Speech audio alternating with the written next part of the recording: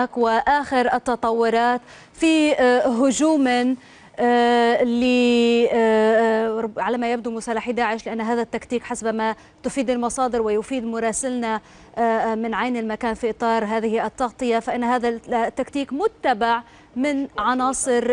داعش، حيث كانت القوات العراقية بالأمس قد أعلنت أنها دخلت مركز مدينة الجيارة، وذلك بعد محاصرتها لأيام في إطار هذه المعارك بالاعتماد على الفرقة الذهبية التابعة لمكافحة أو مركز مكافحة الإرهاب، وذلك بدعم من التحالف الدولي واعتمادا على رتل من الدبابات التابعة للقوات الأمريكية في إطار التحالف الدولي الذي تقوده الولايات المتحدة اعتمادا على المحور الشمالي الغربي لناحية الجيارة. إذن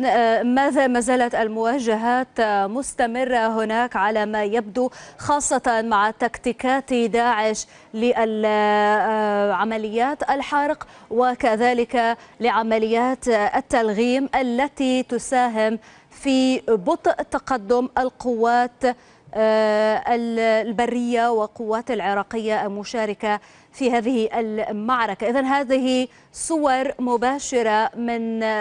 معركة الجيارة لبلدة الجيارة في نينوى جنوبي الموصل، وذلك في إطار المساعي والاستعداد لمعركة تحرير الموصل. كانت هناك أنباء تتحدث عن إحباط هجمات لداعش في الجيارة وإبطال مفعول عبوات ناسفة